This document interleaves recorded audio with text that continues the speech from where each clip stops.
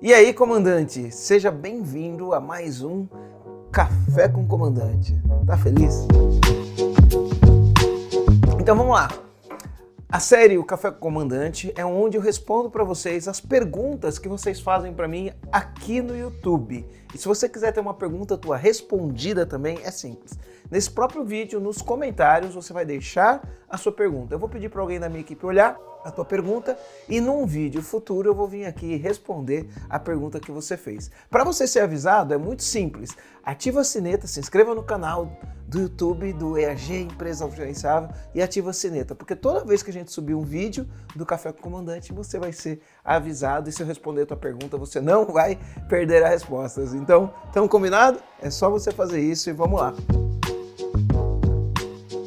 Olha as perguntas de hoje, dá uma olhada, tem várias não, 3 perguntas importantíssimas, né? Então vamos lá. O Tadashi Akamine, ele perguntou: olá Marcelo, o que é uma empresa burocrática? É uma empresa com processos errados? É uma empresa com excesso de processos?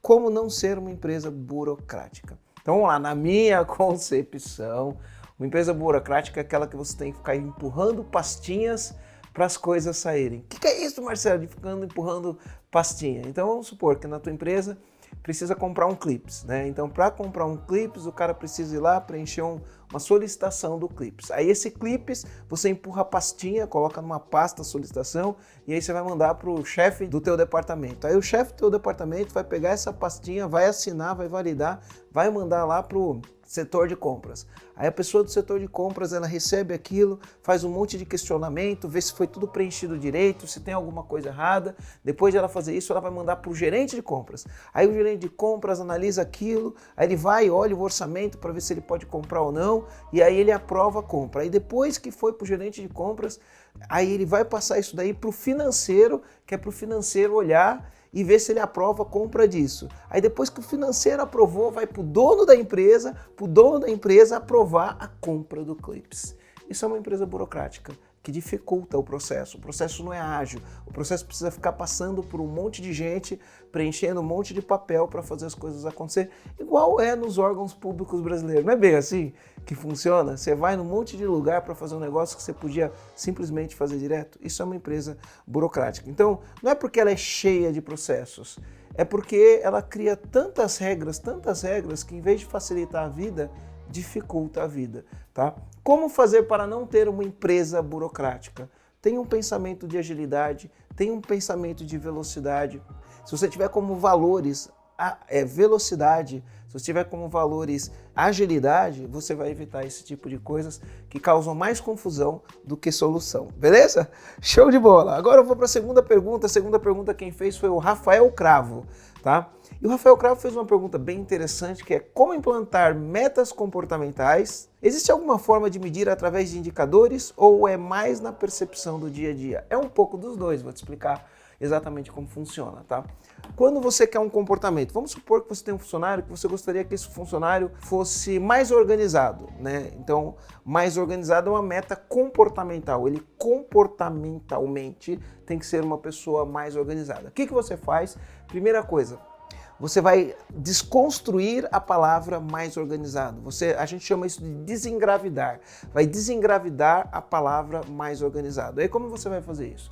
Você vai pegar e vai responder o seguinte: o que uma pessoa faz que você chama de mais organizado? É o que ela faz. É sempre um verbo e um verbo de ação. O que a pessoa faz? Então, por exemplo, uma pessoa que é organizada, ela chega de manhã e ela coloca na agenda tudo que ela vai fazer naquele dia. Então é o que ela faz, é uma ação. Essa ação é observada? Você consegue observar se a pessoa, quando chega de manhã, pega a agenda e coloca tudo que ela vai fazer na agenda no dia? Tá? Uma pessoa organizada arruma a mesa antes de começar a trabalhar. Esta pessoa, se ela arrumar a mesa antes de começar a trabalhar, você consegue observar que ela arruma a mesa?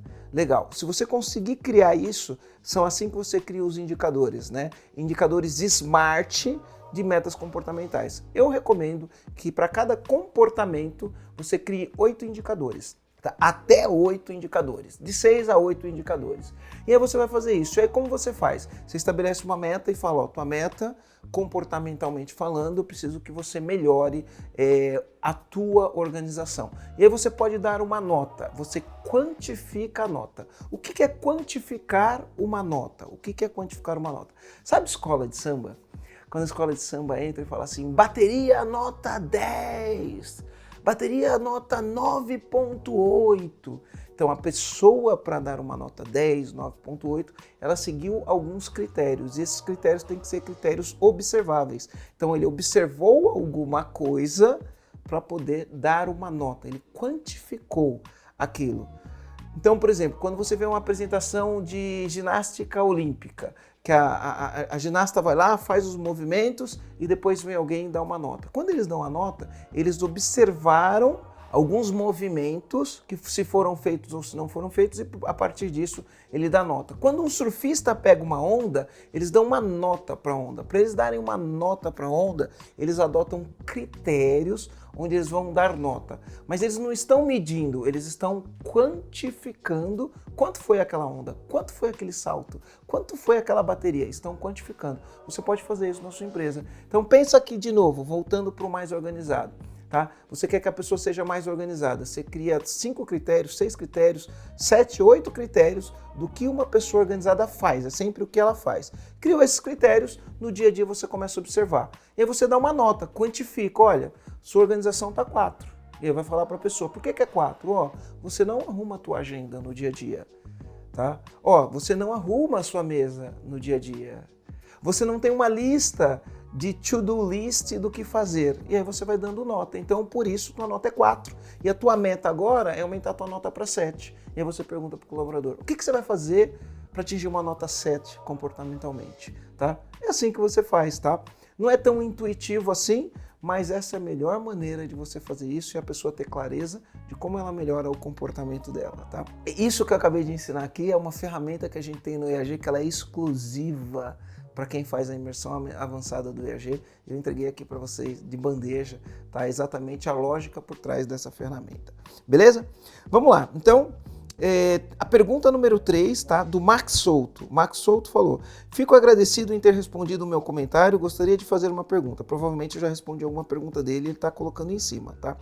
Esse ano a minha empresa vai crescer em torno de 40% e eu estou fazendo as projeções de meta para o ano que vem. Na sua opinião, se eu projetar um crescimento de 30%, de certa forma, estaremos regredindo? Olha só, para você poder fazer uma avaliação se você está regredindo ou não, você tem que entender um cenário um pouco maior do que essa pergunta me mostra, tá? Porque uma coisa é o seguinte, se você no primeiro ano você faturou 100 mil reais, no segundo você faturou 40% a mais, eu vou falar aqui de 100 mil reais para 140 não é uma coisa tão difícil, tá? E aí se no outro ano você colocou 30%, também não é uma coisa tão difícil. Mas se tua empresa fatura 20 milhões de reais e aí você projetar uma meta de 40%, tá? Ela já é uma meta um pouquinho mais esticada, tá? Porque as complexidades são diferentes. E aí depois de 28 você colocar 30%, talvez não seja tão ruim assim. Então depende do que a gente está analisando. Se historicamente você cresce 15, 20% ao ano, e aí esse ano você cresceu 40% porque a pandemia te gerou oportunidades e você cresceu, talvez determinar 30% não seja tão ruim assim, porque historicamente você cresce menos do que isso. Agora, a pergunta que eu te faço é, quantos seus concorrentes, os bons, não os ruins, estão crescendo? Qual que é a projeção de crescimento dos seus concorrentes? É maior ou menor que a sua? O que as suas competências organizacionais permitem você fazer? Eu acho que está muito mais ligado a você pensar estrategicamente do que saber se isso é muito ou se isso é pouco. Pensar no cenário, o PIB vai crescer, a economia vai crescer, meus segmentos vai crescer, tem alguma oportunidade aqui que eu posso aproveitar? E você tendo clareza de quais são as oportunidades, você consegue fazer uma meta um pouco mais smart, né? Ou seja, atingível e relevante para a sua empresa. Beleza? Então é isso, o Café de Comandante de hoje ó, vai ficar por aqui. Se você quiser ter uma pergunta tua respondida no próximo Café com o Comandante, é só você deixar uma pergunta aqui mesmo, nessa página aqui, né? Já avisei isso e se inscreva no canal, ativa o sininho, que quando eu responder a tua pergunta, você vai ser notificado. Então é isso aí, valeu!